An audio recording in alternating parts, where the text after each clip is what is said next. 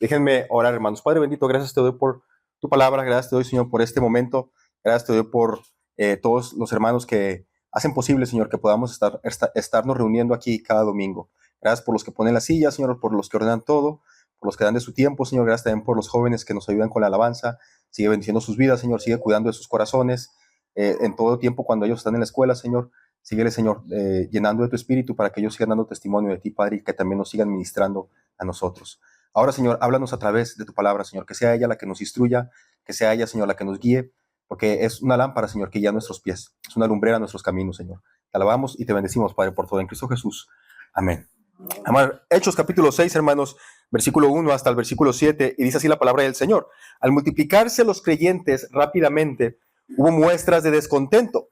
Los creyentes que hablaban griego se quejaban de que los que hablaban hebreo se quejaban de los que hablaban hebreo, diciendo que sus viudas eran discriminadas en la distribución diaria de los alimentos. De manera que los 12 convocaron a todos los creyentes a una reunión y dijeron: nosotros los apóstoles deberíamos ocupar nuestro tiempo en enseñar la palabra de Dios y no en dirigir la distribución del alimento. Por lo tanto, hermanos, escojan a 7 hombres que sean muy respetados, que estén llenos del espíritu y de sabiduría. A ellos les daremos esa responsabilidad. Entonces nosotros, los apóstoles, podremos dedicar nuestro tiempo a la oración y a enseñar la palabra. A todos les gustó la idea y eligieron a Esteban, un hombre lleno de fe y del Espíritu Santo, a Felipe, a Prócoro, a Nicanor, a Timón, a Parmenas y a Nicolás de Antioquía, quien anteriormente se había convertido a la fe judía. Estos 7 hombres fueron presentados ante los apóstoles, quienes oraron por ellos y les impusieron las manos. Así que el mensaje de Dios siguió extendiéndose, el número de creyentes aumentó en gran manera en Jerusalén y muchos de los sacerdotes judíos también se convirtieron. Hermanos, la semana pasada yo inicié el estudio de este pasaje, pero solamente nos enfocamos en lo que los apóstoles, en lo que los 12 dijeron. Nosotros, los apóstoles, deberíamos ocupar nuestro tiempo en enseñar la palabra de Dios y no en dirigir la distribución de los alimentos. La semana pasada solamente nos enfocamos en esa frase que dijeron los apóstoles. Y yo les explicaba la semana pasada que esta afirmación no era una declaración apostólica de que distribuir los alimentos era un servicio indigno para ellos. Yo les expliqué eso la semana pasada. No es que los apóstoles creyeran que ellos no tenían por qué servir a las mesas, sino que más bien los apóstoles entendieron que había una prioridad a la cual Dios los había llamado a ellos y que en la iglesia cada quien cumple una responsabilidad. Los apóstoles dijeron sabiamente: ¿saben qué? Nosotros no podemos dejar de predicar la palabra de Dios para dedicarnos a las mesas, porque nuestra función principal es esta, es enseñar la palabra de Dios. Dice la palabra de Dios: no solamente de pan vivirá el hombre, sino de toda palabra que sale de la boca de Dios. Más que el alimento físico, el alimento espiritual es más importante. Por eso los apóstoles entendían que lo más importante que ellos podían hacer era seguirse preparando para compartir la palabra de Dios. Y yo les explicaba la semana pasada un poquito todo el proceso que cuesta, ¿no? La cuestión de prepararse para estar enseñando la palabra de Dios. Más adelante, hermanos, vamos a ver hoy mismo cómo esto que hicieron los apóstoles en realidad ayudó a la iglesia. Porque lo que hicieron los apóstoles les ayudó a ellos a que la iglesia entendiera que ellos tenían una función que cumplir, que había otros hermanos que podían servir a las mesas, y eso contribuyó a que la iglesia siguiera cumpliendo la misión que Dios le había llamado a hacer. Vamos a verlo en este mismo pasaje. La semana pasada, hermanos, yo también les enseñaba que los problemas que surgen de las iglesias se deben principalmente a 4 razones. Yo les decía, ¿se acuerdan? Personas infiltradas con propósitos destructivos. Se los dije la semana pasada. Esto va a pasar, ¿verdad? Falsos creyentes. Gracias, hermano. Sí, mi hermano toma nota, me gusta. Falsos creyentes, nuestra propia vieja naturaleza, que a veces surge, nuestra vieja naturaleza, ¿no? Y como dice, me surge lo carrillo y yo quiero hacer lo que yo quiero. Vieja naturaleza. Y también a veces falta organización, nos falta que nos pongamos de acuerdo sobre cómo debemos hacer las cosas. Y lo que estamos viendo aquí en este pasaje son los últimos 2. Nuestra vieja naturaleza y falta organización. Aquí no vemos a alguien infiltrado, no vemos falsos creyentes, son creyentes verdaderos, pero están teniendo un problema. Por un lado está saliendo la vieja naturaleza porque está habiendo murmuración, y por otro lado hace falta organizar mejor la iglesia para continuar la misión que Dios le ha dado. Entonces es lo que estamos viendo aquí. Y lo primero que vamos a ver, hermanos, entonces es el problema. Dice así el primer versículo: al multiplicarse los creyentes, rápidamente hubo ¿qué cosa? Hubo muestras de descontento. Los creyentes que hablaban griego se quejaban de los que hablaban hebreo diciendo que sus viudas eran discriminadas en la distribución diaria de los alimentos. El texto está diciéndolo muy claro, hermanos. Al multiplicarse los creyentes rápidamente, un crecimiento rápido. Y entonces ese crecimiento rápido trajo muestras, muestras de descontento.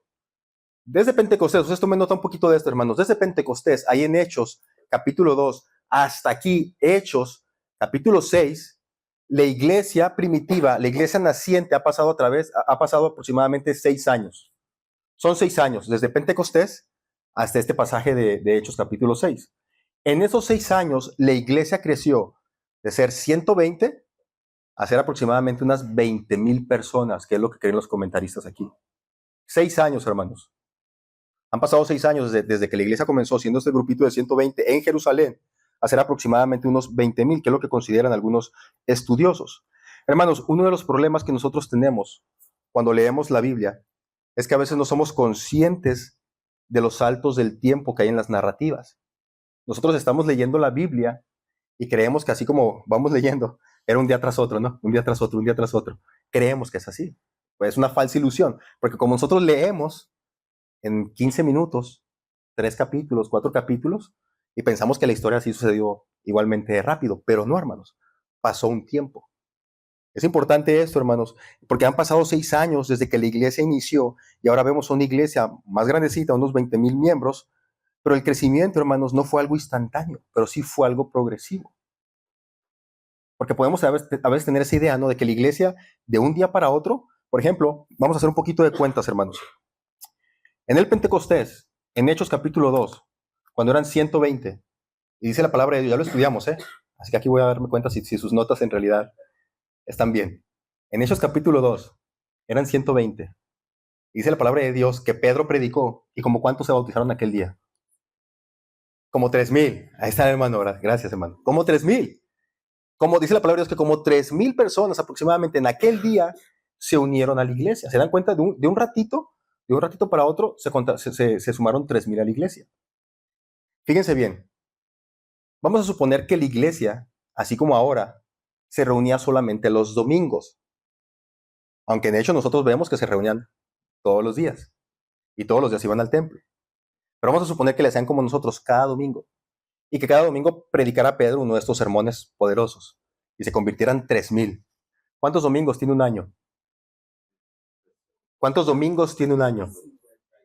52. Los que trabajan con nómina saben de esto, ¿no? Son 52 semanas en un año. Vamos a suponer 52 domingos.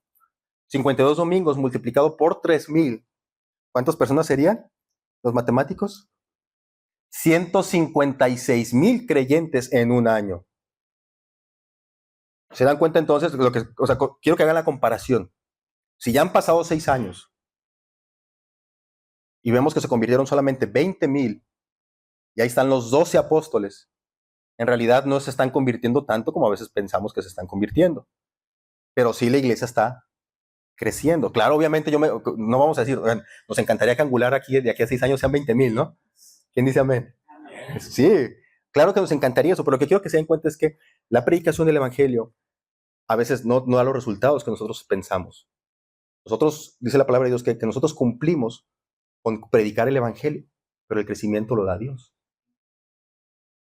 El crecimiento lo da Dios. Entonces, vemos que sí hubo un crecimiento, sí hubo un buen crecimiento. No es un número despreciable, pero en realidad no es un número que pensaríamos es demasiado grande. En realidad, la iglesia sí va creciendo, pero va creciendo poco a poco. Y hasta este momento son 20,000, pero también no olvidemos que ahí están los 12 apóstoles. Imagínense, 12 apóstoles, 12 maestros predicando. Cada uno fueron discípulos directos de Jesús. Y ellos evangelizaban todos los días. Dice, todos los días y casa por casa iban predicando acerca de Cristo. Entonces hicieron bastante trabajo, pero la iglesia está ahí, verán, unos 20,000 personas. Entonces, hermanos, el crecimiento de la iglesia comenzó a causar fricciones internas. Antes nosotros habíamos leído en Hechos que todos eran de un mismo sentir y de pensar. Y también leímos que no había ningún necesitado. Pero aquí estamos viendo que por un lado hay fricciones y que por otro lado hay también necesitados. Entonces están empezando a surgir estos problemas dentro de la iglesia. Y déjenme les explico un poquito, porque vamos a regresar al pasaje, Leandro. Dice ahí la palabra de Dios que se quejaban de que sus viudas eran discriminadas.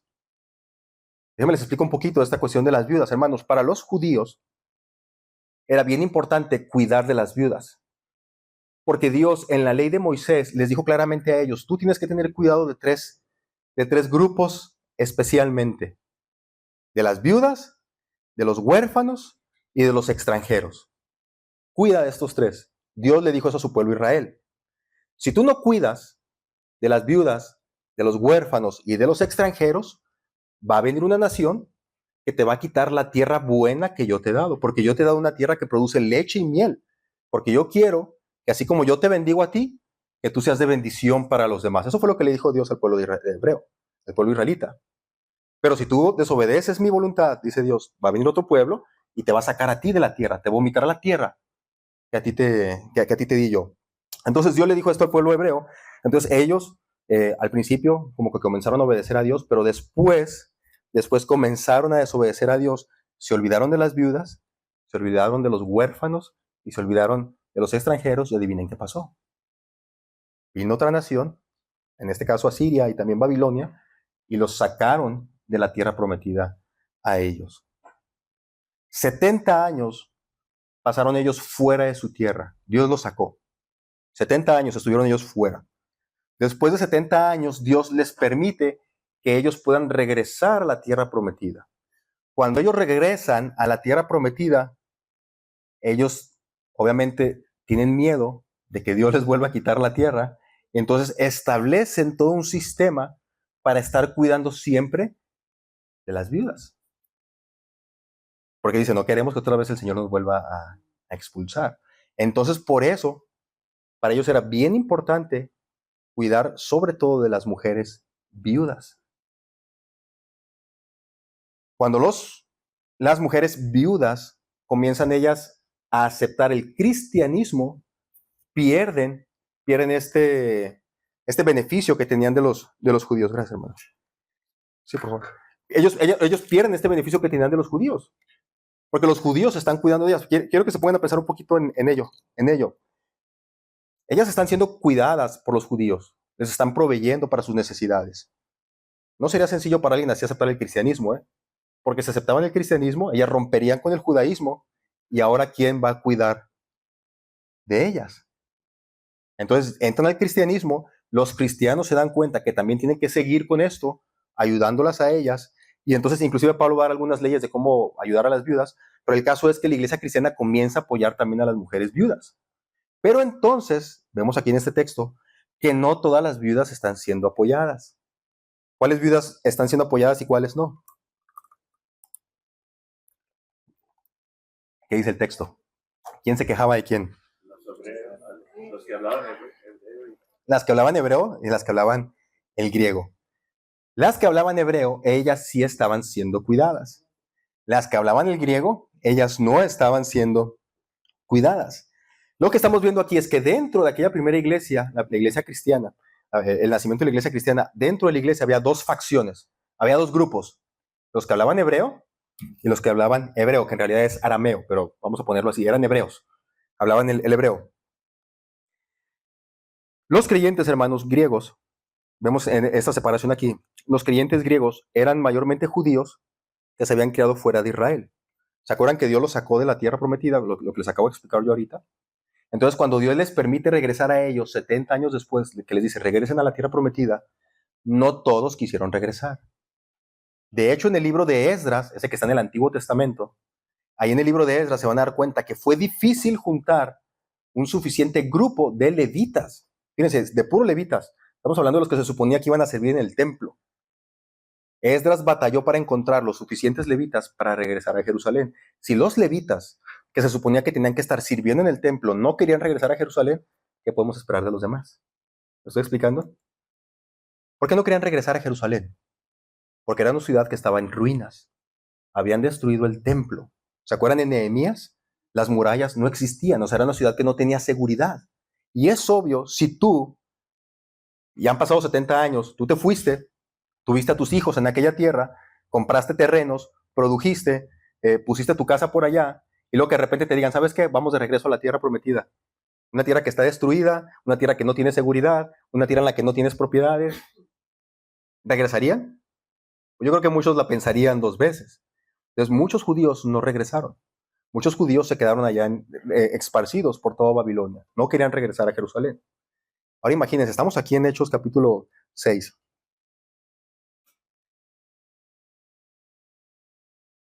Hermanos, para Hechos capítulo 6, todas estas familias que habían salido ya habían tenido más de 500 años viviendo fuera de Jerusalén.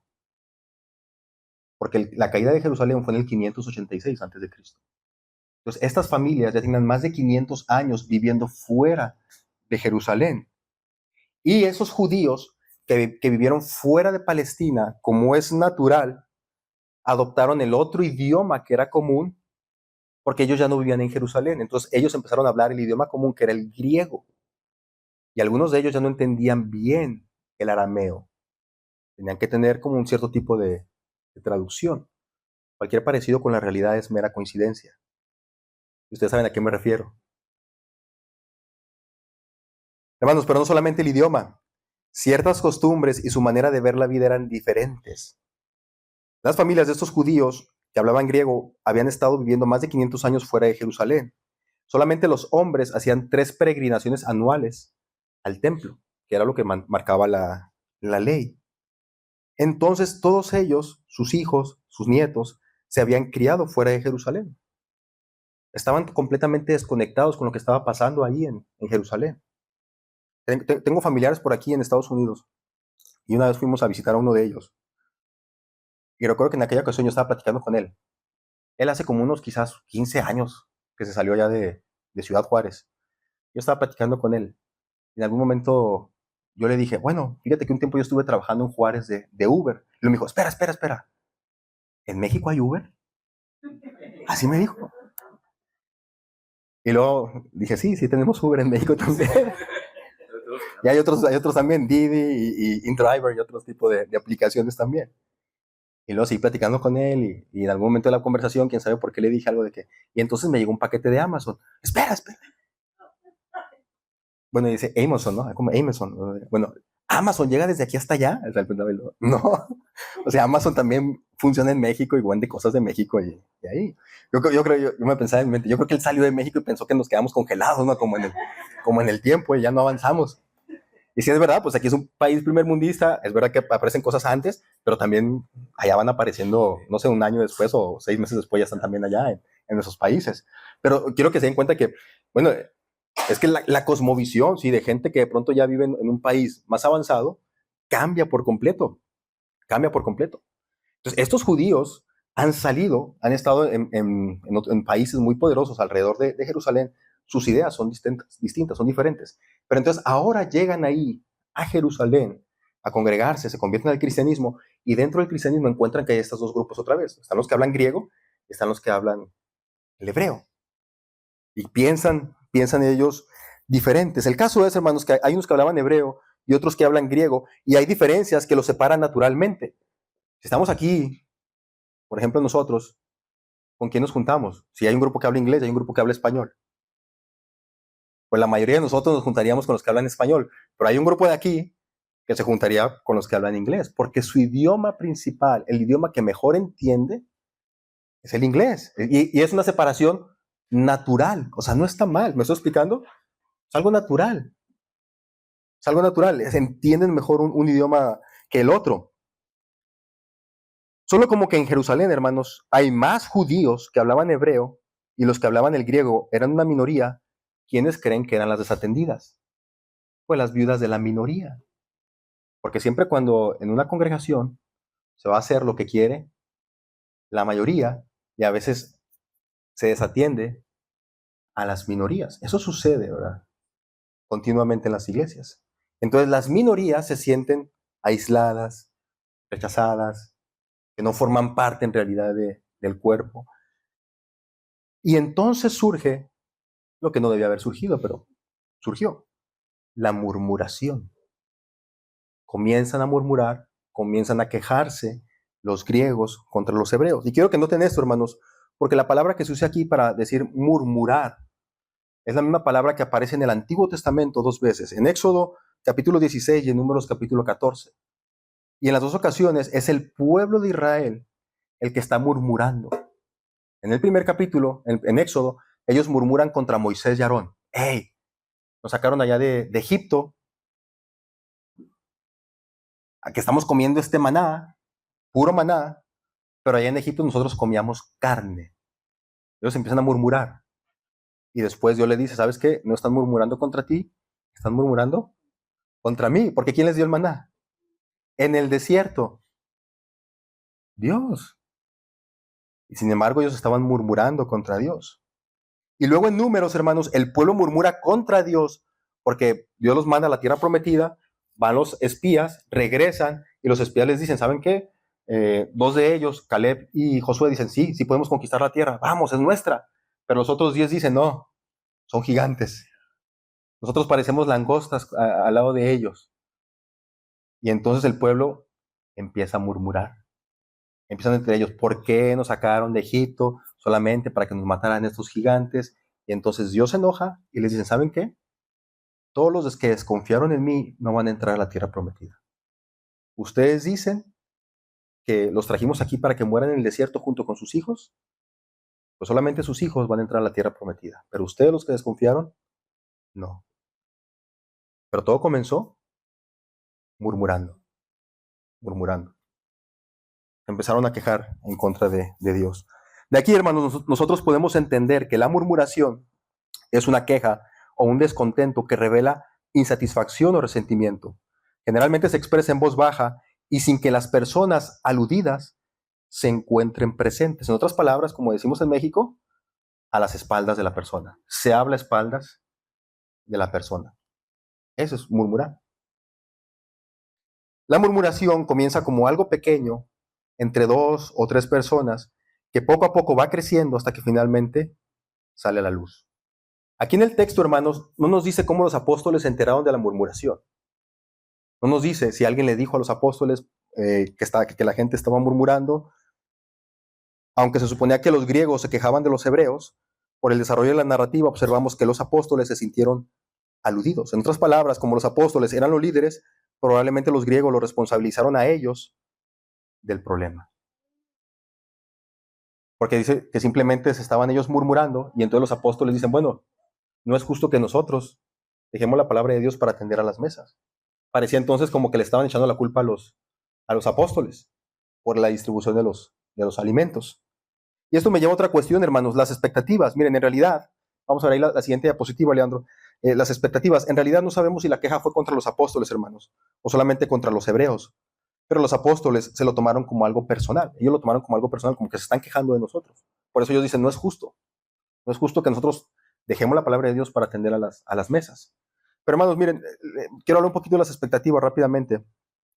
Porque generalmente nosotros, cada uno de nosotros, en varias áreas de nuestra vida tenemos expectativas. Tú tienes una expectativa como esposo y tienes una expectativa de tu esposa. Es una expectativa lo que tú esperas que la otra persona haga o lo que se supone que aquella persona o aquella cosa debería de hacer. Pero entonces tenemos 3 clases de expectativas. Las 2 primeras son negativas. Por un lado, tenemos las expectativas que yo mismo me impongo. Yo soy esposo. Y yo me pongo a pensar, bueno, yo como esposo tengo que hacer esto, porque es lo que es un esposo, es lo que se supone que un esposo tiene que hacer.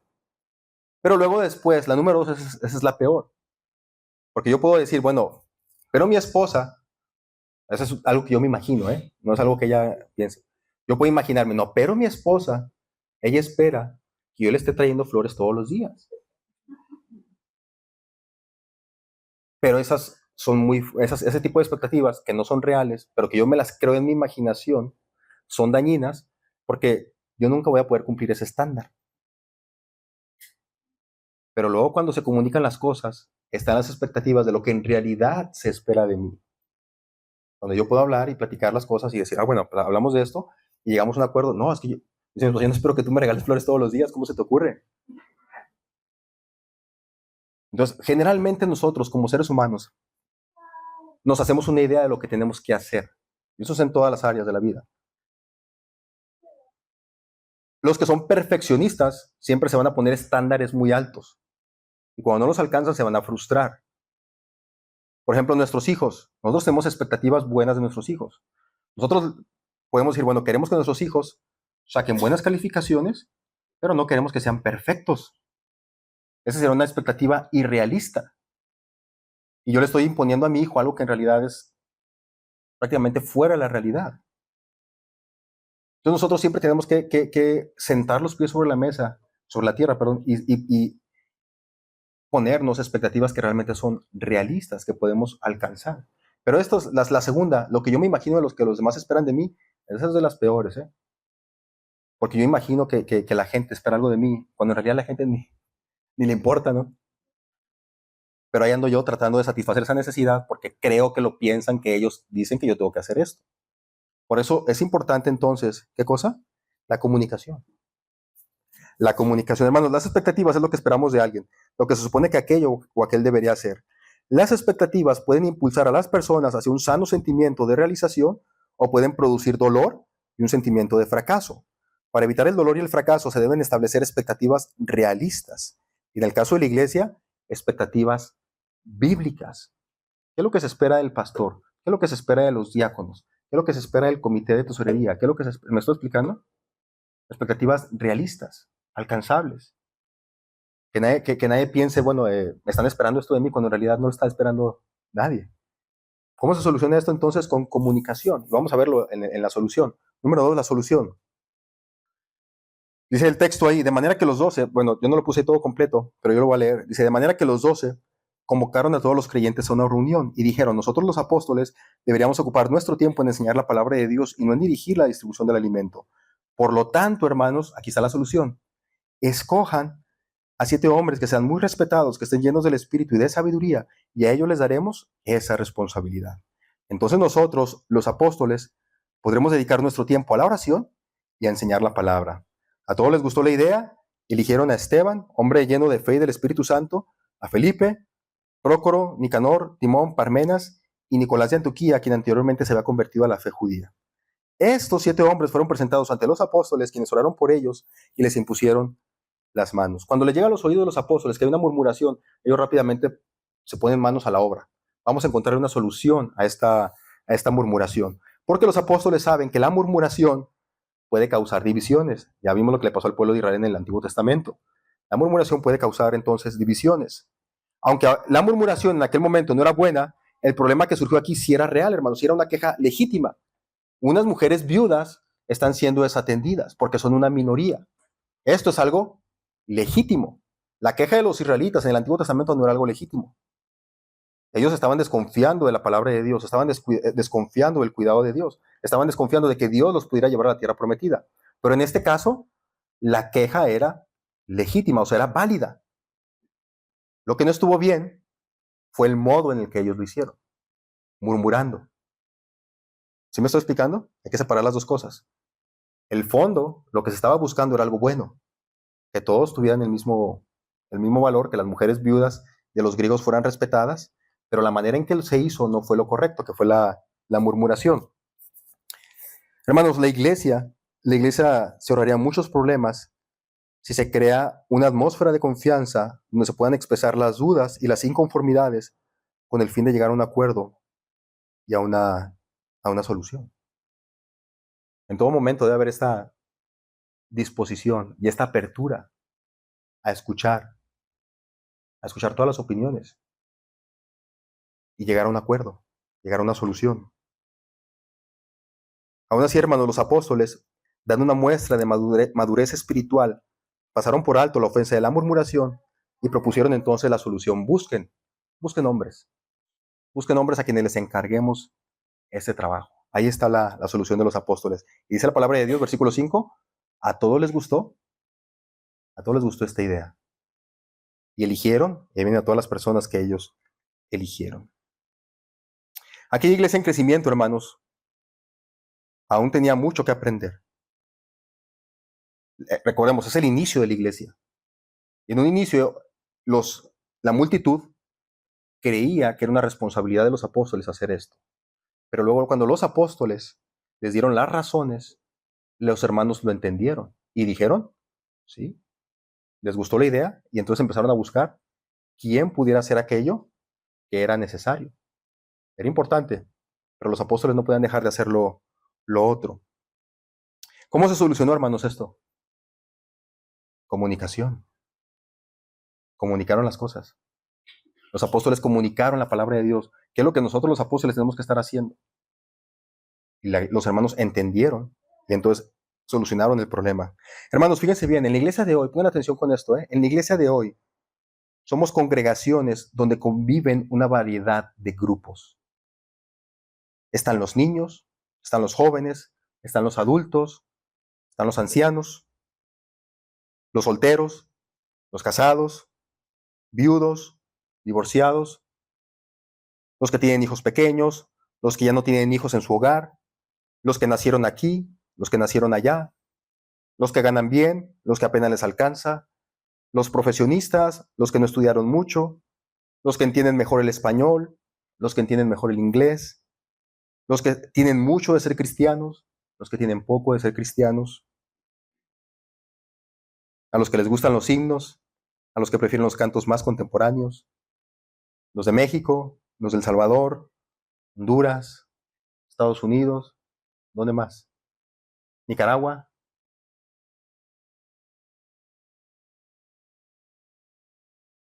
Y si le buscamos más, hermanos, podemos sacar muchas más categorías.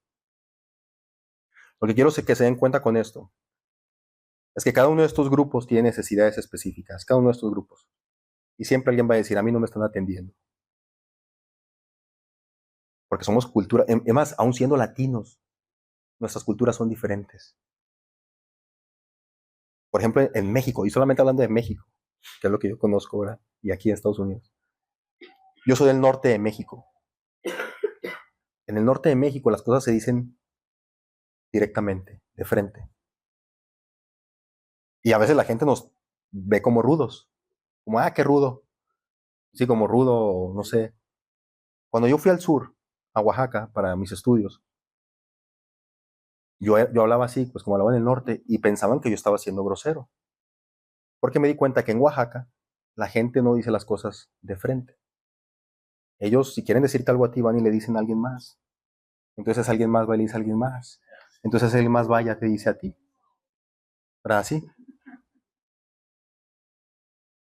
Y entonces yo no me daba cuenta que con mi comportamiento, sin quererlo, yo estaba ofendiendo a algunas personas. Por eso les digo, somos diferentes, aunque aún siendo hispanos, aún siendo latinos, nuestras culturas son diferentes, son distintas. Y de tanto en tanto van a estar surgiendo inconformidades, van a estar surgiendo fricciones, porque somos un grupo muy diverso, muy diferente, ¿verdad? Cada uno está viviendo una etapa distinta de la vida, cada uno tiene una visión diferente de la vida. Esto, hermanos, por obra del Espíritu Santo, fíjense bien, hace de la iglesia una comunidad bastante diversa, muy hermosa, pero con grandes retos, con muchos retos, porque las necesidades de todos tienen que ser atendidas. Y a algunos les gusta que uno les hable directo y a otros les gusta que no, ¿verdad? No sea tan duro, no sea tan... Yo recuerdo en una ocasión, no sé si ya les platiqué esto, pero de pronto a algunos hermanos les hice como una encuesta y les dije, bueno, hermanos, quiero que me ayuden a mejorar un poquito en cuanto a cómo les comunico las cosas, cómo les gustaría a ustedes que yo fuera con ustedes, cómo les gustaría a ustedes que yo fuera cuando me comunico con ustedes. Y ahí me escribieron, que nos grite, que nos hable así como que... Y me sorprendió a mí. Hay gente que le gusta que el pastor le esté gritando, ¿no? Y hay gente que es así. Hermanos, así que diferencias e inconformidades siempre van a estar surgiendo, ¿eh? Siempre. Siempre van a estar surgiendo, pero debemos de superarlas por medio de la comunicación para organizarnos y continuar haciendo lo que como iglesia estamos llamados a hacer y darle la honra y la gloria a Dios. Entonces, inconformidades siempre va a haber. ¿Cómo podemos hacerlo? Comunicando las cosas. Comunicando las cosas, ¿verdad? La comunicación, hermanos, es vital para el crecimiento de la iglesia. Es vital. Si ustedes ven que algo no se está haciendo bien o que no, a su parecer quizás podría hacerse de una manera mejor, tengan toda la confianza. Preferimos que lo digan de manera directa a que anden murmurando y luego se vaya a causar una división. No queremos eso. El resultado, hermanos. Número 3. Resultado. Dice la palabra de Dios ahí. Y crecía la palabra del Señor. y el número de discípulos se multiplicaba grandemente en Jerusalén, y también muchos de los sacerdotes obedecían a la fe. Se presenta un problema que amenaza con desviar a la iglesia de su misión si no se atiende. Amenaza con causar una división aún más grande de una división que es natural, como es el idioma. Y entonces los apóstoles establecen la solución. Cada uno debería hacer aquello para lo cual Dios los ha llamado. Los apóstoles para predicar la palabra, y los servidores en diferentes áreas, pues para servir. Es la solución, quedan los apóstoles ahí. Como los apóstoles no dejaron el ministerio de la palabra para servir a las mesas, dice Lucas, crecía la palabra del Señor. ¿Se dan cuenta? Los apóstoles dijeron, es que no podemos dejar de predicar la palabra de Dios para tener a las mesas. Y aquí está el resultado. La iglesia se organizó, se pusieron de acuerdo, ¿y qué pasó? Crecía la palabra del Señor. Los apóstoles siguieron predicando la palabra de Dios, el número de discípulos se multiplicaba, y tanto así, que dice la última parte, sacerdotes obedecían a la fe. Nunca antes en Hechos habíamos visto esto, en Hechos. Nunca antes en Hechos habíamos visto sacerdotes convirtiéndose. Y ahora vemos que también sacerdotes judíos se están convirtiendo al cristianismo, porque los apóstoles hicieron lo que tenían que hacer y les dejaron las tareas de estas de la mesa a otras personas que la iglesia misma designó para hacer esos servicios. Cada uno ministrando el don y el llamado al que Dios lo había puesto a hacer. Así que, hermanos, déjenme terminar de esta manera hoy. ¿Has visto alguna necesidad que deba ser suplida en nuestra iglesia? ¿Hay algo por lo que tú te sientas inconforme? ¿Has hablado de ello con tu pastor o con algún otro líder? ¿Te has puesto a pensar por qué será que Dios te permite a ti ver esa necesidad que se les escapa a todos los demás? ¿Te has puesto a pensar en ello? Quizás puede ser porque Dios quiere que tú seas parte de la solución. Quizás tú tienes los dones necesarios para ejercer ese ministerio que tú ves que es una necesidad en la iglesia. No dejemos, hermanos, que ninguna inconformidad legítima cause una división. La comunicación es vital para el crecimiento de una iglesia. Vamos a orar. Gracias, Padre, te damos porque